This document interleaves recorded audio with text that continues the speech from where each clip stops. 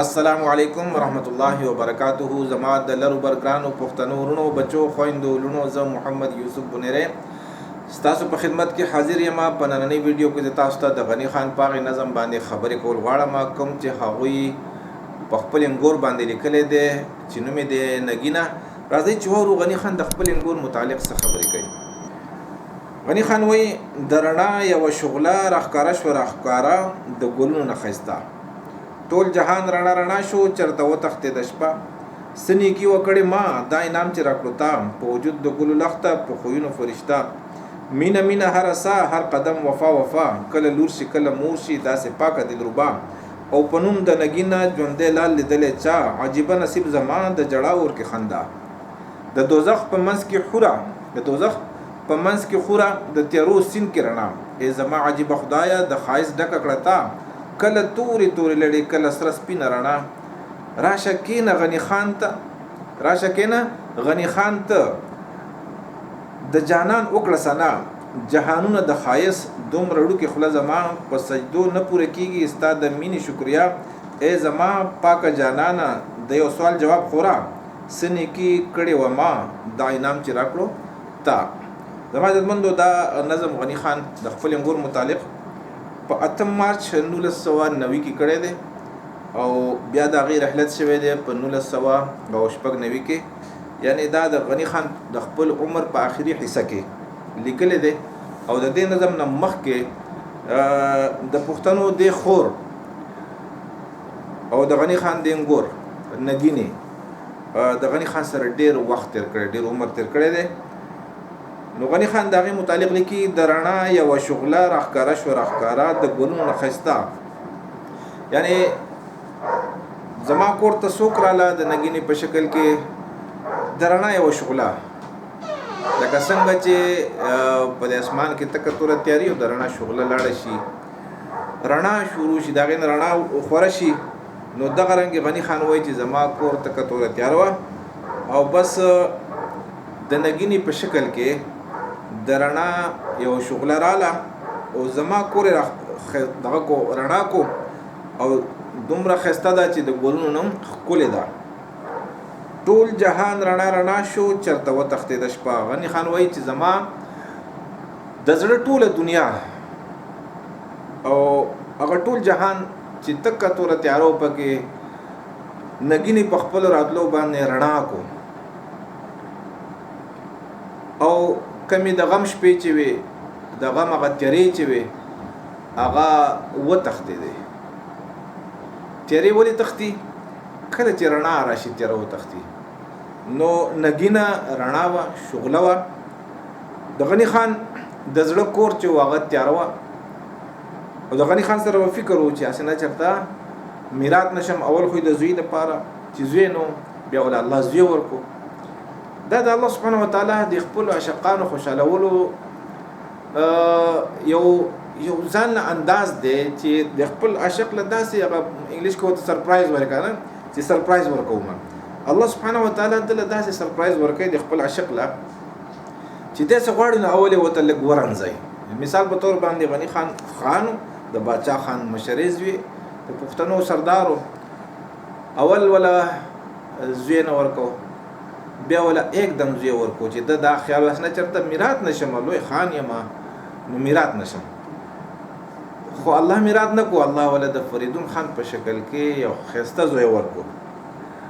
بیا فریدون خان زلمی شو او هغه له ناوې خوښه کړه. نو ناوې د نګینې په شکل کې راله د غنی خان کور ته. خو دا هغه بد نسله او کمسله او بدخوی زنانه نه ده د کمی پر راتلو چې انسان ستومانه شي چې یا الله دا مې د خپل زوی له ولې کړوله، یا الله دا ول زما د کور ته ولې راتله. بلکې دا هغه پیغله او دا هغه د شغلې هغه بسره و د چا پر راتلو باندې چې غنی خان او د غنی خان کور او د غنی خان د زړه کور هغه رڼا شو. غنی خان خوشحاله شو. نو یوې ولې د فریدون خان په شکل کې سرپرایز ورکو چې زه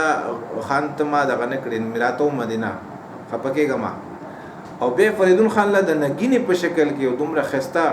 پیغله او دومره غیرتی او دومره وفاداره چې د غنی خان په شان انسان چې دومره سنسټیو او دومره حساس انساني چې هغه تم خوشاله حقیقت کې لکه چې ګورم نو نګینا په حقیقت کې د دینم زیاته د صفات او د تعریف لایقي ځکه غنی خان صفات کوي او غنی خان بیا وی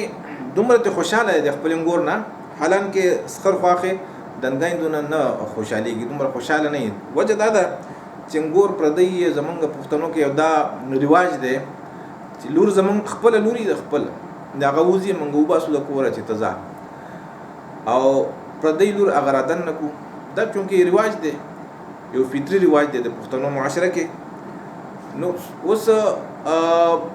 پردی لور کار څومره خوي خو د لور ځای خو نشي اغستلې خو نه د نګینې دا د پښتنو د مور بوته وای د پښتنو خور دا د ټولو پښتنو عزت ته لپټه ده دی غنی خان داسې خوشاله کو او داسې وفا سره وکړه او داسې رڼا د ځان سره راوړله چې غنی خان حیران دی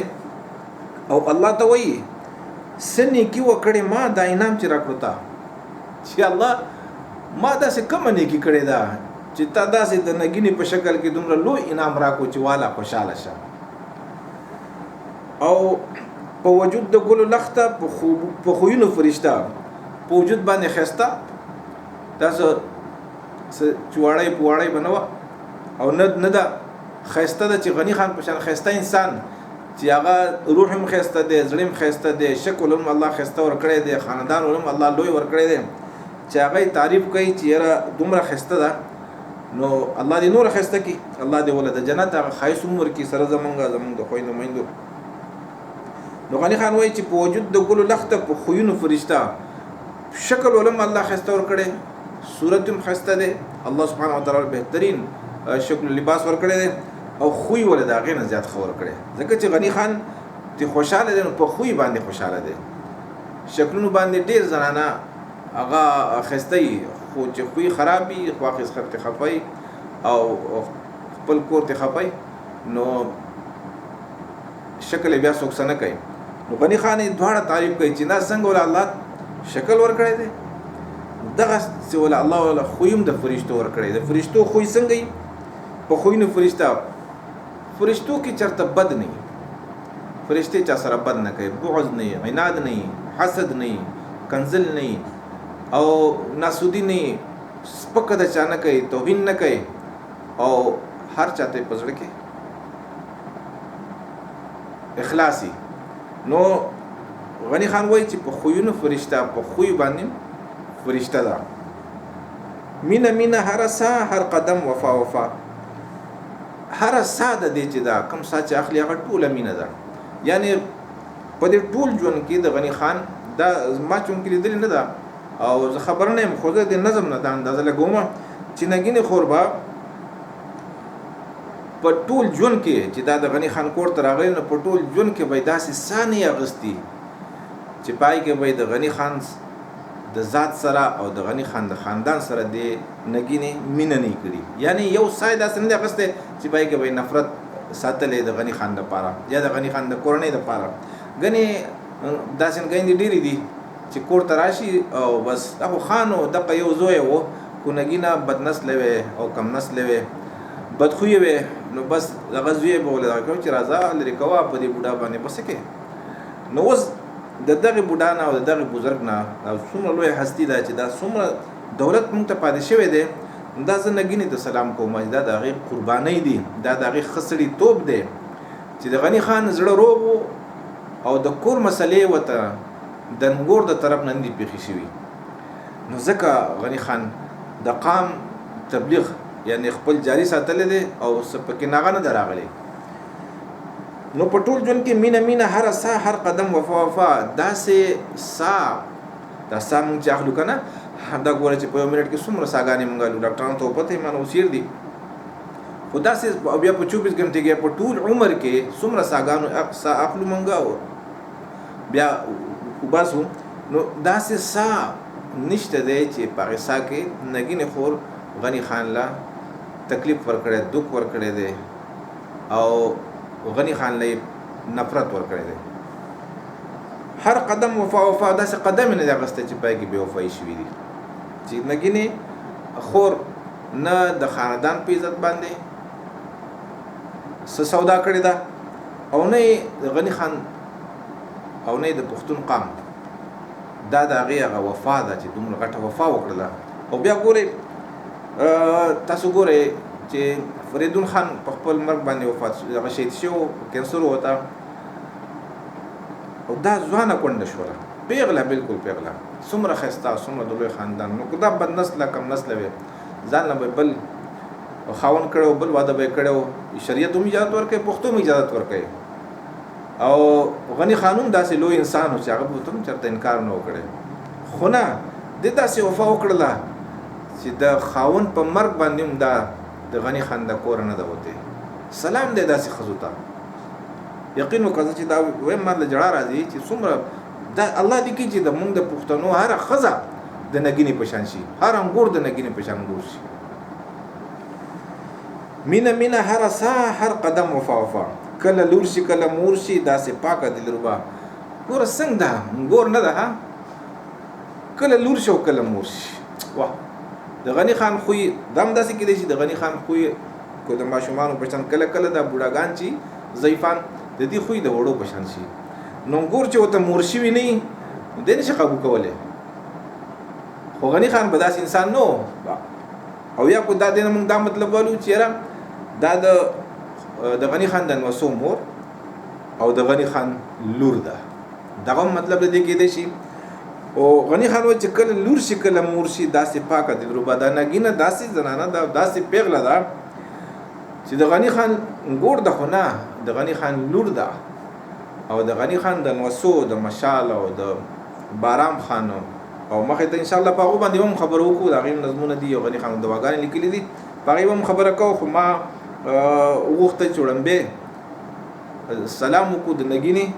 چې دا ټول احساس چې دی دا دغه ته حاصل دی زمونږ نګینې خور ته چې د پښتنو دومره لوی استاذ هغې خدمت کړی دی او داسې خدمت یې کړی دی چې د زړه نه ورته دعا خېږي او الله ته وایي چې الله ما دا کم نیکي کړی چې تا را داسې اجر راکړو. نو ځکه غني خان چې کله لور شي کله مور شي ما ته لور ده او زمان وسو زما د وسو مور ده د هغو تربیت کې زما داسې خدمت کوي لکه زما د لور په شان خدمت کوي. تاسو ته پته چې غني خان په آخر عمر کې خپل کار پرېښی و د یو ضعیف انسان خدمت کو څومره ګران دی نو دا به نګینې خور دی به چېرته نوکرانو ته بیا غني خان په ټوله دنیا باندې مشهور انسان و د ده به څومره میلمانه راغلي د به څومره رشته دار و دا یوازې خدمت نه دی د لاس خو خدمت و بلکې د غني خان میلمانه به داسې وخت په نو چې غني خان سره میلمانه او بیا د غني خان رشته دار د دې ټولو خدمت کول او د ټولو ته رسېدل دا د یوې انګور کار نه دی. او غني خان د انګور به نوکرانو ته او خادمان څونه خادمانو ساتلی شي بادشاهان دي خو چېرته خادمې ته به نه یې په حواله کړی نه نوکر ته خپله یې لور وه نو ځکه خدمت یې کړی د لوڼو په شان ځکه د غني خان د خولې نه خېږي چې کله لور شي کله مور شي او د بیا د نوسو تربیت یې څنګه کړی لکه د مور په شان څنګه چې مور تربیت کوي د نوسو تربیت یې د میندو په شان کړی د میندو د نوسو دپاره یعنې د خپلو بچو دپاره مور ده خو د خپل سخر دپاره د غني خان دپاره دا لور ده نګینه او داسې پاکه دلربا ډېره پاکه هېڅ داغ پې نشته الله دې همدغسې لري او په نوم د نګینه ژوندی لال لیدلی چا غني خان وایي چې په نامه باندې نګینه ده نوم یې نګینه دی نګینه څه ته وایي په دې ګوته کې چې کوم هیره یي جواهرات یا لال یي که نه دا ګوتې یي نه ګوتې په دې ګوتو باندې چې خلق دا کوي موږ ته ګوته وایي په خپل بونیرۍ ژبه کې والله عالم څوک به ورته ګوتې وایي چې په اشنغر کې به دا څه وایي خو ګوتې لکه په دې ګوتې چې په دې کې چې کوم غمی نو هغې غمي ته نګینه وایي. نو غني خان وایي چې یاره په نوم خو نګینه ده نګینه غمی چې دی خو مړي که نه دی خو سا نه یې ګټه یي کاڼه یي نو کاڼه خو مړي. غني خان وایي چې یاره ژوندی لال لیدلی چا دا چا لیدلی ژوندی لال دا نګینه په کار ده چې لکه نګینه چې که نه نګینه دا خو مړی کاڼه دی. غني خان وایي چې اوهو زما نګینه چې دا هغه ژوندی ده او هغې خو زه ژوندی وساتلم د پښتنو ادب ژوندې وساتو د پښتنو ادب له لوی دولت ورکو نو غنی خان ځکه وایي چې او په نوم د نګینه ژوندې لال لیدلې چا په نامه خو نګینه دا چې نګینه مړ کاڼي ته وایي خو نه داسې ژوندې لال چا نه لیدلې دا خو ژوندې لال دی زما دپاره یعنی د غنی خان هغه ګوته ده او د غنی خان په ګوته کې هغه غمې الله ولګو کوم چې ژوندې دی او اوس هم ژوندې دی او ژوندې وي عجیبه نصیب زما د جړه غور کې خندا دا ګوري عام کورونه ته مونږ ټول پښتانه یو تقریبا د ټولو د کور هغه ژوند یو شان دی اکو خانان دی او غیر خانان دی کو غریب دی کو امیر دی کو علم والا دی کو بے علم دی تقریبا د کور د دننه د ژوند د ټولو یو شانی غنی خان وایي چې دا زما عجیبه نصیب دی ګور د الله ولی دی ځکه خوشاله یې کنه الله ور سرپرایز ورکو الله ور داسې غمه ورکو ګوتې لا چا ژوندې دی چیر عجیبه نصیب زما د جړه ور کې خندا دا نګینه چې دا خو زما حال چې دی خو د جړه په اور کې لکه ژوند د غنی خان ځان داسې دی لکه څنګه ابراهیم علیه السلام په اور کې وو خو خندلې نو غنی خان وایي چې را داسې عجیبه زما نصیب دی چې نګینه هغه داسې ده لکه په جړه په اور کې چې ما ته خندایي غنی خان وایي چې دومره تمه زما د خپل نصیب نه وه هغه رحمان بابا وایي که نه چې هومره تمه مې د خپله بخته نه وه او نه پوهېږم چې په څه شان مې دی موندلی نه پوهېږم په څه شان مې دی موندلی نو غنی خان وایي چې را زما خو خپله نصیب چې وه خپله برخه خو جړه وه او د جړه هغه اور خو نګینه هغه راته الله سبحانه وتعالی په اور کې خندا یعنی د اور په حالاتو کې هغه اسباب داسې سبب جوړ کو نګینې غنی خان وخندو نګینې د غنی خان ژوند رنگین کو ښایسته کو او پر امید کو د دوزخ په منځ کې خوره د تیارو سین کې رڼا وه نګینه چې دا غنی خان وایي چې دا د دوزخ په منځ کې چونکې غنی خان یو حساس دی دا نه چې د غنی خان غریب و یا ډېرې سختې مختې پرې راغلې ټیک ته د الله ډېر لوی ولی دی نو الله پې د هغه د ولایت مطابق حالات هم راوستي دي خو په دې حالاتو کې غنی خان الله یوازې نه دی پرېښی الله ورسره ملګری دی او ملي ورسره ګنې د نګینې په شان ګور به ورنه ورکوله نو غنی خان چونکې حساس دی او د خپل حساسیت په وجه باندې د خپل ژوند هغه ته دوزخ کارېږي نو وایي چې د دوزخ په منځ کې خوره د تیارو سین کې رڼا دا نګینه خو زما دپاره داسې ده لکه د دوزخ په اور کې چې خوره یي او دوزخ په منځ کې خوره او د تیارو د سین د تیارو روان دی او پای کې رڼا یي ای زما عجیبه خدایه د ښایست ډکه کړه تا نو الله ته وایي چې زما عجیبه خدایه ای زما خوږه جانانه دا خو تا د ښایست نه ډکه کړله تا د اخلاقو نه ډکه کړه تا د عزت نه ډکه کړله تا د برکتونو نه ډکه کړله څوک و نګینه د هغه ګور او دا خبرې چې کېږي دا په خوږ زړه او دا په روغ زړه کېږي د چا زړه چې چا مات کړی سوال نه پیدا کېږي چې د هغې متعلق دوه لفظونه هم څوک ووایي او دا داسې خدمت غواړي بیا غنی خان څومره حساس انسان و چې غنی خان و چې لکه مینه هره ساه په هر ساه او هر قدم کې وفا چې دې چېرته بې وفایي نه کړي په یو قدم باندې په یو ساه کې نفرت نه دی ورکړی نو ځکه غنی خان وایي چې ای زما عجیبه خدایه د ښایست ډکه کړه تا یا الله څه خو وله تا وجود ښایسته ورکړی دی رنګ دې وله ښایسته ورکړی دی شکل دې وله ښایسته ورکړی دی او څه دې وله خویونه ورکړی دی لکه نور علی نور چې ورته وایي د رڼا د پاسه رڼا دا څوک ته نګینه او د غنی خان ګور ده د غنی خان د یو اکلو ته بیټه چې دا یو زوی یکتا زوی دغه یکتا زوی ښځه او هغه کونډه او دغه کونډې د غنی خان څنګه خدمت کړی دی آفرین شه په نګینې باندې او الله سبحانه وتعالی دې ټولې زنانه زموږ ټولې لوڼه خویندې داسې کړي کله تورې لړې کله سره سپینه رڼا غنی خان ځان ته وایي چې دا چېرته کېدی شي زما مثال د تورو لړو دی او دا را باندې سپینه رڼا راله چېرته کېدی شي چېرته هغه رحمان بابا وایي که نه چېرته عزیز خان چېرته ملنګ عبدالرحمن نو چېرته تورې لړې او چېرته د نګینې په شان سره او سپینه رڼا زما په کور کې راشه کېنه غنی خان ته د جانان وکړه سنانو غنی خان بیا ځان ته وایي چې د دومره الله سبحانه وتعالی نعمت او انعام ورکو د نګینی په شکل کې غنی خان لا. نو غنی خان بیا ځان ته وایي چې راځه غنی خان راشه ته د رب ثنا وایا صفات وکا شکر ادا کړه چې الله په کوم خلص تا شکر ادا کما. او جهانونه د خایس دومره وړو کې خلاصما دا ګور نګینه یو زنانه ده خو د خایس دنیاګانی یو دنیا نه ده د خایس جهانونه دي. او غنی خان وای چې زما د وړو کې خلا یعنی زه دومره وړو کې زه دومره کمزورې زه دومره ګناهګار ځان ته حالانکه غنی خان د الله ولیو او خپل حیثیت غنی خان را غورځي او د نګینی دومره خدمت کړي د غنی خان چې غنی خان د نګینی مقام دومره اوچتای ډیر لوړی کی چیرې جهانونه د خایس دومره وړو کې خلا زما کنه زما سرم دا نګینا ما هوړو دا تمنه و چې ما کور ته نګینه راځي او هغه به زما د کور نه باغ جوړي د جنت په سجدونه پوره کیږي ستاسو د مینې شکریا الله ته وایي چې الله کو زه ټول عمر په سجدو شمه دا په سجدو باندې ستاسو شکر نشم وکړ دا نه پوره کیږي د حق نشم ادا کولای. او تاسو ته بل خبره کوم غنی خان په دې کې عاجزي وکړه چې په سجدونه پوره کیږي ستاسو د مینې شکریا الله سبحانه و تعالی ته لکه دا نګینه دومره لوی نعمت ده چې د دې د شکر د ادا کول حق هغه غنی خان په دې اقرار وکړ الله ته چې الله زه په سجدو باندې او په بندګۍ په عبادت باندې د دې نعمت شکر نشم ادا کولای. ما تاسو ته مخکې مونږ چرته ویلي داود علیه السلام چونکې بادشاہ د بنی اسرائیل نبیو الله سبحانه و تعالی ته عرض وکړو چې الله ستانه نعمتونه خو ډیر زیات دي او د هر نعمت شکر دی وکړل پکار دي او ستان د نعمت شکر وکړل دا ځان له یو نعمت دی. نو یا الله کو چې رزستا د یو نعمت شکر وباسم مثال په تور باندې ډوډۍ دې راکړه دا نو ډوډۍ نه پس به شکر وباسم دا شکر هم ستا نعمت دی ځکه چې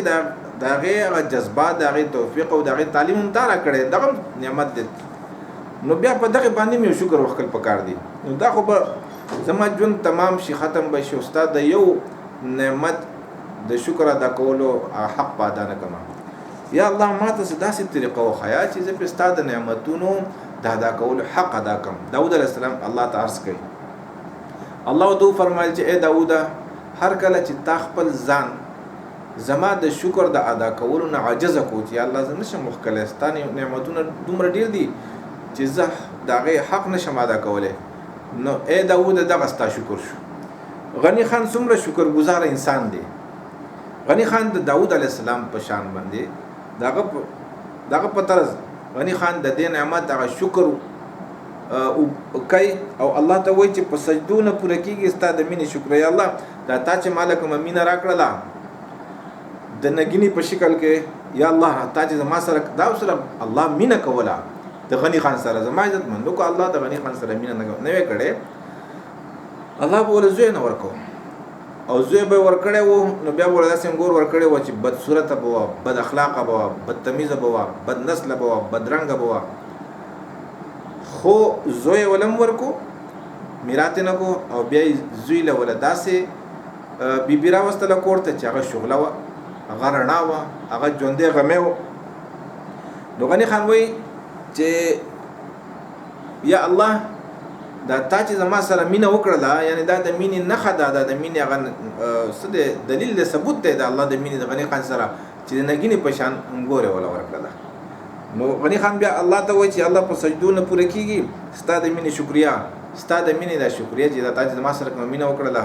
دا زه په سجدو نشم پوره کولی. نو دا غټ شکر دی د نبیانو شکر دی. ټیک شو. او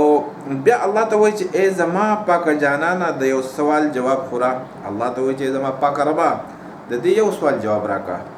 څه نیکی کړې و ما دا انعام چې راکړو تا دا ما کومه نیکی کړې و چې انعام دې راکوم ګور نه ده انعام دی نګینه نه ده دا انعام دی. نو انعام چې ګوره څوک هم ورکوي یو بادشاه دی خپل نوکر له ملازم له انعام ورکوي نو نوکر ځان ستړی کړی او دا بادشاہ ته خوشاله شوی یا مالک خپل ملازم له خپل نوکر له س انعام ورکول غواړي نو دا دته په عمل باندې ته خوشاله شوی. غنی خان د نګینې ته په هغې نظر ګوري او دومره لوی نعمت ورته ښکاري او دا چونکې د نګینې کمال دی، د غني خان کمال نه دی، د نګینې کمال دی چې غني خان په ځان کې داسې عمل نه ویني چې الله ما خو داسې عمل نه دی کړی چې ته پې زمانه دومره خوشحاله شوی چې په ژوندانه دی په دوزخ کې خوره راکړله، دوزخ په منځ کې خوره او د تیارو منځ کې رڼا، د تیارو سین کې رڼا، د دوزخ په منځ کې خوره، د تیارو سین کې رڼا، چې را د تیارو په سین کې رڼا راکړله، دوزخ په منځ کې د خوره راکړله. نو الله سبحانه وتعالی ته غني خان په دغه شي په سوال شي تپوس کوي چې الله دا ما کومه نیکي کړې وه، زه خو په ځان کې هغه نیکي نه وینم چې ما داسې نیکي کړې ده چې د هغې په بدله کې تا ماله نګینه راکړله. زما عزتمندو د دې نظم نه غني خان موږ ته دا درس راکوي د ټول قام ته تر قیامته پورې چې زموږ د قام لونه، زموږ د قام خویندې چې کله کور ته لاړې شي، پردي کور مېرمنې شي، هغوی له پکار دي چې د خپل خاوند سره، د خپل خاوند د مور پلار سره دومره وفا وکړي، دومره مینه وکړي چې هغه مور پلار خپل لونه میرې کړي. او چونکې لونه خو لاړې شي، د ژوند کور نه لاړې شي، نو دا راغلي ده، دې له پکار دي چې دا سوچو کې چې زما خو مور پلار زما نه پاتې شو، اوس دا زما مور پلار ده. دا نګینه ده چې د هغې خپل مور پلار پاتې کړو او غني خان ته پلار وي، او غني خان چې دومره رضا چې وفات شو د هغې په رضا په حال کې، او د نګینې متعلق د قیامته پورې الله سبحانه وتعالی د غني خان د نظم په شکل کې یو داسې تاریخ موږ ته پرېښودو چې ټول پښتون قام به په نګینې باندې